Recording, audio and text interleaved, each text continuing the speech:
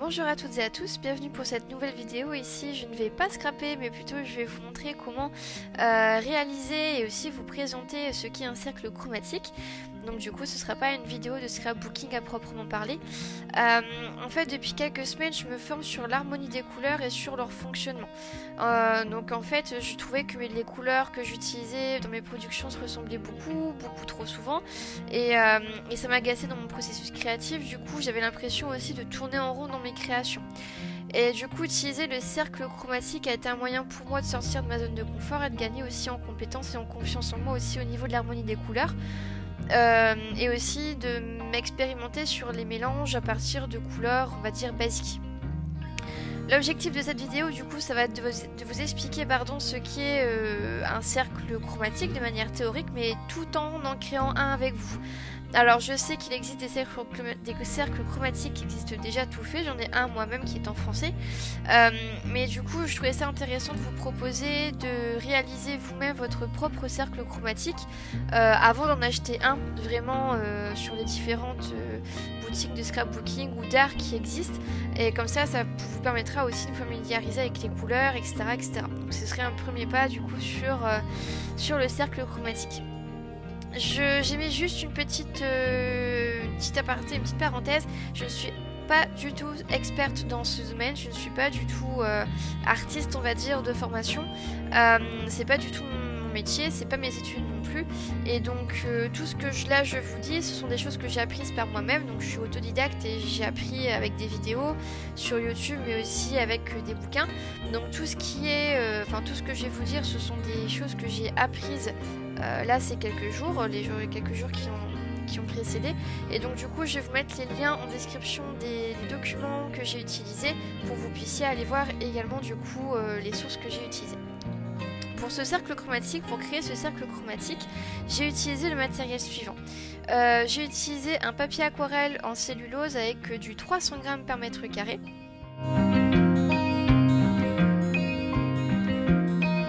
J'ai également utilisé la palette d'aquarelle The Classics de chez Prima.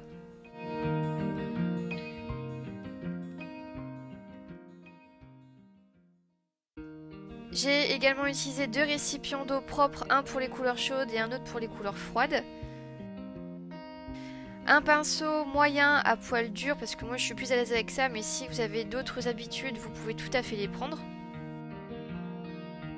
Et du matériel de mathématiques, donc c'est-à-dire compas, rapporteur, règles, crayon de bois et gomme. Pour la première partie de cette vidéo, du coup, on va voir ensemble la création de la roue. Donc sur le papier aquarelle en cellulose, j'ai tracé un cercle de rayon de 7 cm.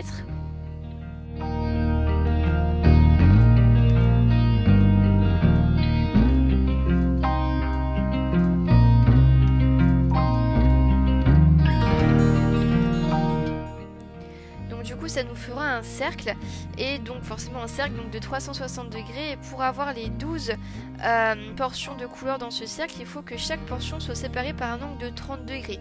Donc on va tracer un premier diamètre sur le cercle, et à l'aide d'un rapporteur on va mettre le repère du cercle sur le cercle à 30 degrés du premier trait, et on va tracer un second diamètre grâce au repère qui a été effectué. Et à l'aide du compas, on prend la longueur de ce premier arc de cercle formé et reporter cette longueur à l'aide du compas tout au long du cercle.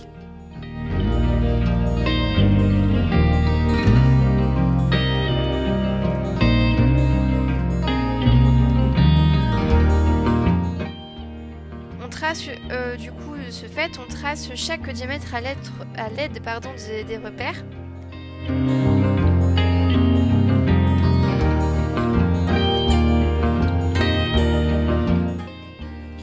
Donc une fois terminé, on va avoir normalement 12 portions de cercle qui auront été réalisées.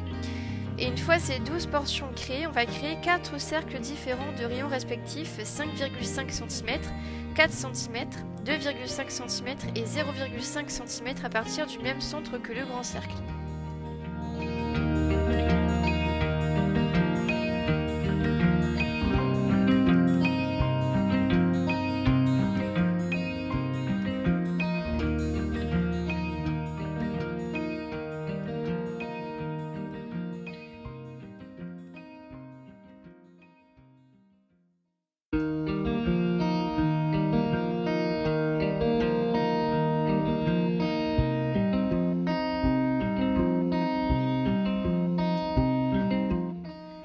compléter le cercle chromatique, on va d'abord compléter les couleurs pures dans toute la première partie, donc toutes les premières cases en fait que vous avez dans le cercle chromatique qu'on vient de dessiner.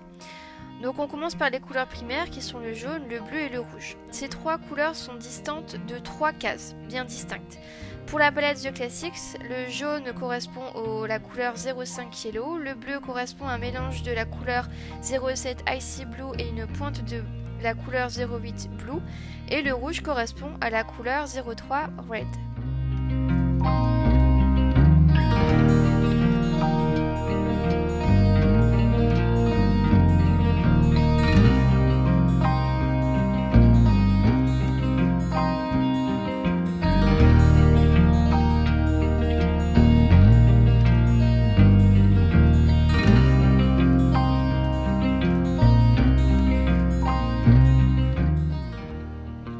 Dans ces premières cases, on va aussi mettre du coup les couleurs secondaires. Elles correspondent au mélange moitié par moitié des deux couleurs primaires. Donc il s'agit des couleurs orange, vert et violet. Dans la palette The Classics, il n'y a pas forcément nécessité de mélanger les couleurs primaires pour avoir les couleurs secondaires, puisqu'on a les godets d'orange, de vert et de violet qui sont déjà présents dans la palette. Donc les couleurs secondaires sont incorporées à égale distance de chaque couleur primaire. Par exemple, l'orange, qui est un mélange de rouge et de jaune, va se trouver vraiment à égale distance entre le jaune et le rouge. De la même manière, on va avoir le vert qui sera à égale distance du jaune et du bleu, et également le violet qui sera à égale distance entre le rouge et le bleu.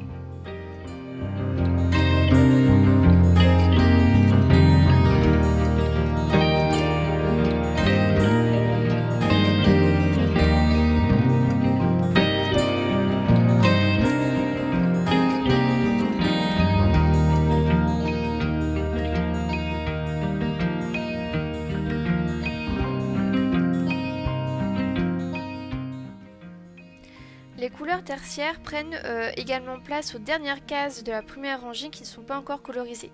Il existe 6 couleurs tertiaires. Donc les couleurs tertiaires correspondent en fait à tout ce qui est au mélange de 50-50 entre une couleur primaire et une couleur secondaire. Par exemple, la couleur tertiaire entre le jaune et le vert, le jaune qui est une couleur primaire et le vert une couleur secondaire, ça me donne une couleur qu'on appelle jaune-vert. Et donc du coup, en ayant 50-50 de ces deux couleurs, de 50% de la couleur primaire et 50% de la couleur secondaire, on obtient cette couleur qui est tertiaire. Et on fait ça du coup pour chacune des couleurs qui va rester ici dans mon cercle chromatique.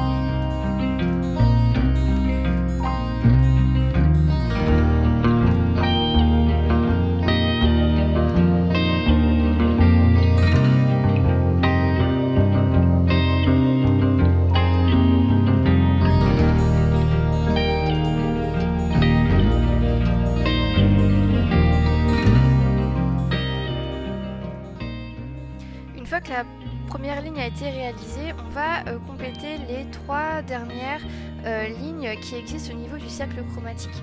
Donc on a complété avec la couleur pure et là il reste 3 cercles à réaliser.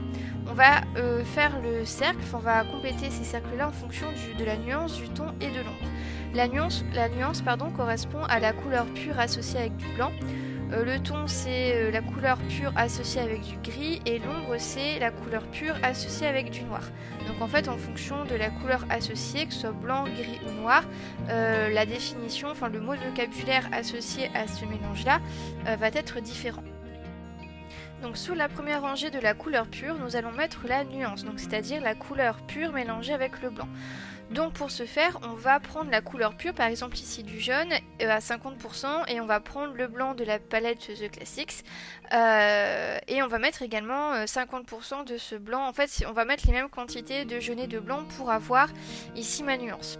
Et on fait ça pour toutes les couleurs que l'on a pu faire, donc pour le jaune vert, pour le vert bleu, etc., etc.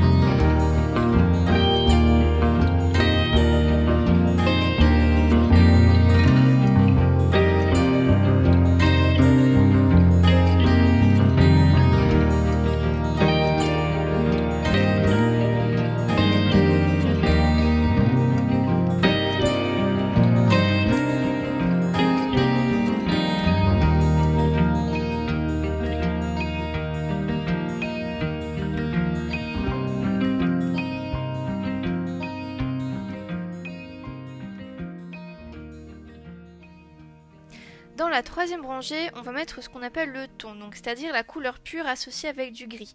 Toujours dans les proportions 50% de la couleur pure plus 50% du gris de la palette The Classics. Et donc du coup, on va avoir du coup des nuances qui vont être différentes à cause du gris qui a été apporté ici dans la couleur pure.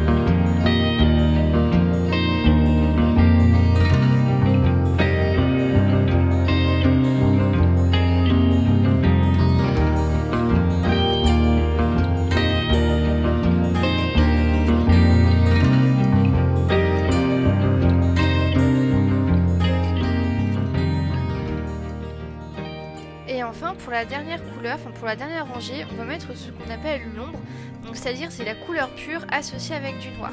Donc là pareil que pour le gris, quand on va rajouter du noir, la nuance va être, enfin du moins là du coup l'ombre sera différente. Et qu'est-ce que j'allais dire? Oui, et aussi par contre il faut éviter de mettre trop de noir, puisque ici la couleur, enfin la palette The Classics, le noir de la palette The Classics est un pigment assez fort, et donc du coup si on met trop de noir, bah du coup notre mélange ne sera que noir. Donc il faut bien ajuster au niveau de la proportion, là par contre au niveau des pigments, pour que l'ombre puisse se faire correctement en fait.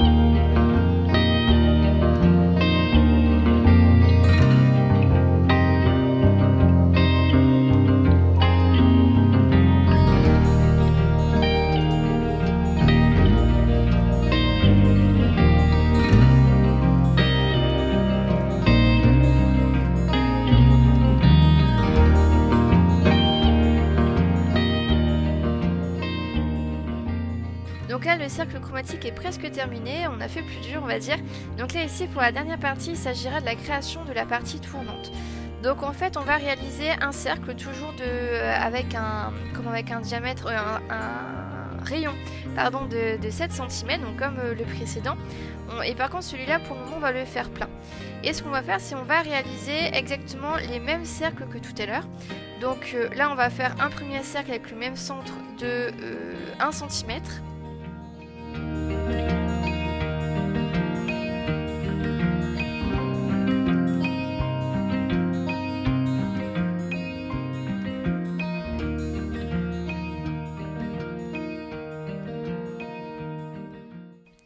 Et ensuite pour pouvoir réaliser chaque segmentation de mes cercles, eh bien je reporte par rapport au premier cercle que j'ai juste à côté sur la gauche. Sauf que, chose que j'avais pas fait tout à l'heure, là je vais faire des sortes de petits rembords de à peine 0,5 cm entre chaque cercle pour en fait permettre à ce que, une fois que tout ça se sera découpé, je puisse avoir en fait une sorte de quadrillage qui vient, qui vient segmenter en fait chacun de mes compartiments. Donc je fais ça pour chacun des cercles. Et ensuite je vais reproduire le même travail que tout à l'heure au niveau des sections des 12 couleurs.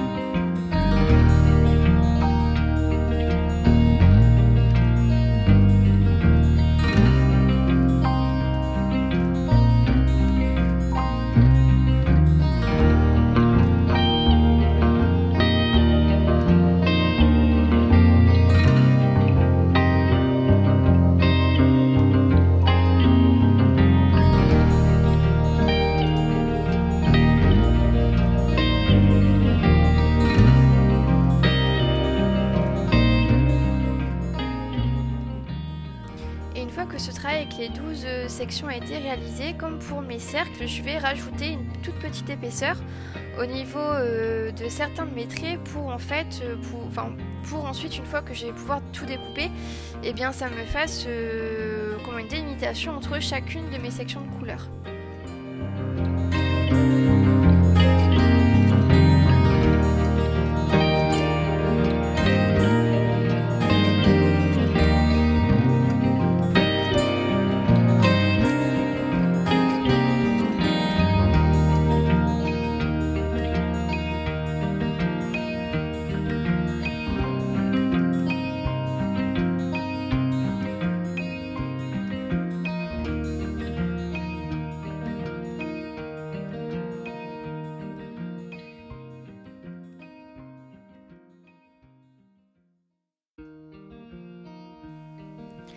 Et une fois que ça c'est fait, et bien du coup je vais venir, donc là vous allez le voir juste après, je vais venir hachurer la partie que je vais évider.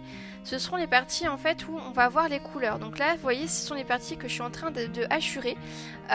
Donc en fait les parties on va dire en supplément que j'ai rajouté par rapport à mon premier cercle, et bien celles-là je vais les laisser telles quelles, et par contre je vais venir évider avec mon cutter de précision les parties que j'ai hachurées. Je vais faire ça sur toute la partie de mon cercle.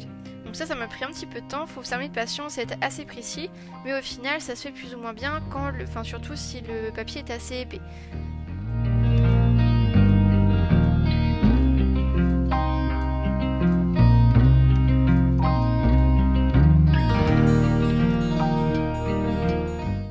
Et du coup voilà ce qu'on obtient. Une fois que tout a été détouré, on va avoir du coup les parties ajourées où je vais avoir les couleurs. Donc en fait là le cercle quadrillé que là vous voyez sur ma droite, et bien ça je vais venir le poser au-dessus de mon cercle chromatique que nous avons réalisé ensemble. Et comme ça il permettra d'être, ça me permettra de pouvoir le bouger en fait.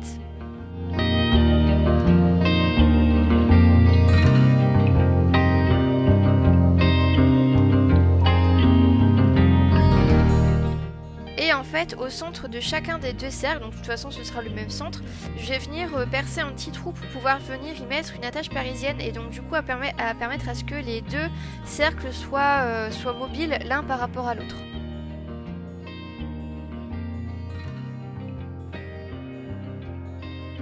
Donc une fois que l'attache parisienne a été mise, eh bien je vais mettre les couleurs de chacune des cases en fait au niveau de la première section, la première ligne en fait de couleurs que je peux avoir avec la couleur pure. Donc là ici par exemple, il s'agit de mon jaune vert, ensuite il s'agit de mon vert, après du vert bleu, puis du bleu, puis du bleu violet, puis du violet. Puis du violet, puis du rouge violet, là je me suis trompée, mais ensuite du rouge, là je me suis trompée entre les deux couleurs. Donc d'abord c'est rouge violet, ensuite c'est juste le rouge, ensuite orange rouge, orange, la couleur orange, ensuite orange jaune ou jaune orangé, et enfin donc la jaune et jaune vert. Donc voilà ici mon cercle de couleurs qui est quasiment terminé. Je vais juste venir rajouter un petit cercle au milieu. Voilà, j'ai découpé en fait un cercle de 2 cm il me semble, que je vais venir mettre aussi au-dessus de mon cercle quadrillé. Et en fait ce cercle là je vais venir le compléter avec vous du coup pour une prochaine vidéo. Puisque là dans la deuxième vidéo de cette petite série de vidéos tuto, en fait, je vais vous expliquer comment fonctionne le cercle chromatique et quelles sont les associations de couleurs que l'on peut faire pour avoir des associations de couleurs qui soient harmonieuses et sympathiques. Voilà. J'espère que la vidéo vous a plu. Surtout, n'hésitez pas à poser vos questions s'il y en a en commentaire.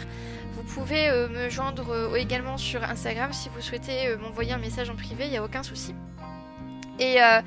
Et voilà, donc je vous souhaite une très belle journée, puis à très bientôt pour la prochaine vidéo du coup qui va venir d'ici quelques jours. Allez, au revoir.